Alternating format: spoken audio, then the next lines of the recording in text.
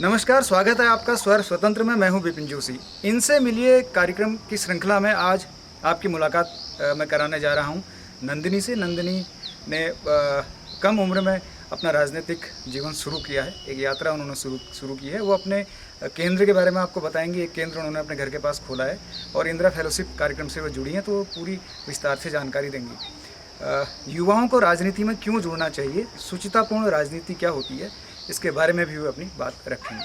तो चलिए बात करते हैं नंदिनी जी से। तो नंदिनी जी, स्वागत है आपका हमारे इस कार्यक्रम में। तो आपका परिचय जानना चाहेंगे। आप कैसे इस संस्थान से जुड़े और अभी क्या उद्देश्य हैं? तो आप अपने परिचय के बाद इन दो सवालों को जोड़ते हुए अपनी बात रख दीजिए। जी नमस्ते, मेरा नाम नंदिनी आर्या। मैं कोट फुलवाड़ी के एक छोटे से सुंदर से गांव में रहती हूँ। मेरे दादाजी मतलब पहले से पॉलिटिक्स बैकग्राउंड में थे और मैंने अपने घर पे बचपन से ही राजनीति देखी है। एक सेंटर की मैंने अपने गांव में एक शुरुआत की है। इस सेंटर का उद्देश्य ये है कि मैं आपको अपने बचपन की एक स्टोरी शेयर करना चाहूँगी आप लोगों से, क्योंकि मैं एक दलित परिवार से हूँ और मैंने अपने गांव के एक छोटे से स्कूल में पढ़ाई की है। कजूली का एक स्कूल था और मैंने बचपन से जो हमारी जाति के साथ भेदभाव होता है वो सब कुछ मैंने बहुत फील किया है, देखा है, उसे ऑब्जर्व किया है। और वो सवाल जो मेरे मन में बचपन से आज तक, वो ऐसा नहीं कि मैं आज अपने परिवार के बारे में सोच रही हूँ या कल मेरे अंदर वो सवाल आ गया या मुझे कभी याद आ गया, वो हर दिन मेरे मन में वो सवाल चलता था कि आखिर ऐसा क्यों। क्योंकि जो हमारा संविधान है, बाबा अम्बेडकर साहब ने लिखा है, सब उनको मतलब उस संविधान को पढ़ते हैं, लेकिन उस संविधान के जो नियम हैं, उस संविधान के नियमों का पालन क्यों नहीं है हमारे गांव में, हमारे घरों में, या हमारे मतलब कि जो जातियां हैं, चाहे वो ब्राह्मण हो या वो किसी भी जाति के हों। तो हमारी जो भोजन माता थी वो कजूली, क्योंकि वहाँ बड़े कास्ट के लोग या मतलब उच्च, जो अपने आप को उच्च समझते हैं, वो कास्ट के लोग रहते हैं और वहीं से वो भोजन माता आती थी।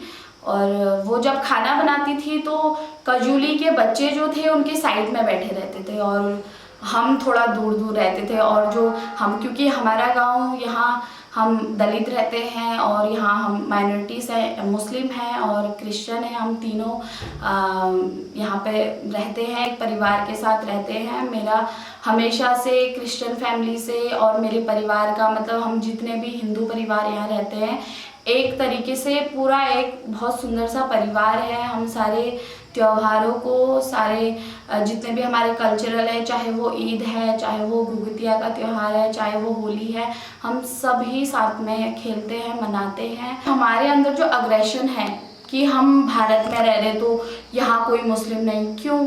उनकी भागीदारी तो आज़ादी से पहले की है, ऐसा क्यों? क्योंकि जब वो अपने मन से कोई भेदभाव नहीं सोचते हैं। हमारे यहाँ कोट मंदिर है जहाँ ताई जी है मेरी, कसीस मेरी फ्रेंड है, उनकी माता जी, और वो हमारी एक छोटी सी शॉप है यहाँ पे। तो वो मेरी माँ से हमेशा जब उनके घर में कोई अच्छा काम होने वाला होता है या कुछ होता है तो वो आती है मंदिर में और वहाँ चढ़ावा चढ़ाती है, वो मानती हैं। और क्योंकि हम अगर डीपली देखें तो ऐसा कुछ भी नहीं है। आजकल जो बच्चे कर रहे हैं या लोग कर रहे हैं वो दूसरों की थिंकिंग में हम बात कर लेते हैं, अपना कोई थॉट ऑफ सेंस है ही नहीं।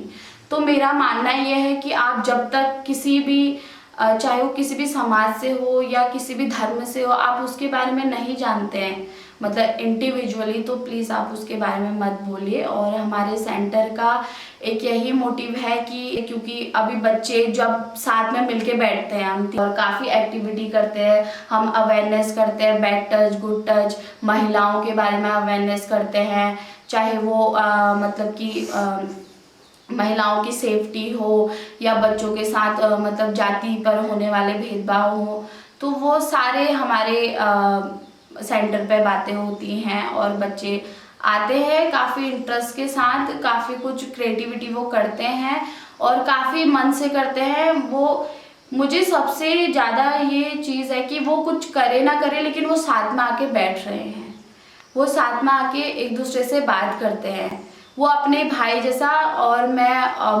मतलब मैं क्या, हमारे गांव में जितनी भी लड़कियां हैं हम सब राखी जब बांधते हैं तो बच्चों को भी डेफिनेटली, जो मुस्लिम बच्चे हैं या क्रिश्चियन बच्चे हैं, हम उनके यहाँ भी वो खेलते हैं। बचपन से हमने वो त्योहार मतलब एक दूसरे के साथ खेले हैं। और बेसिक एक इस सेंटर को ओपन करने का मेरा एक तो जाति को लेकर, दूसरा रोजगार कि यहाँ से कुछ अगर हमें हेल्प मिल सके किसी संस्था से तो 2 कंप्यूटर हम बच्चों के लिए रख सकते हैं। और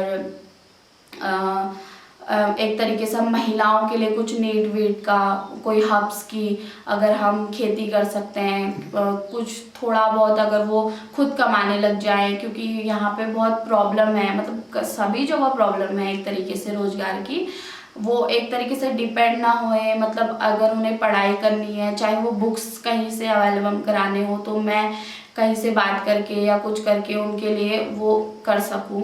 तो ये हमारा बेसिक मोटिव है इस सेंटर का।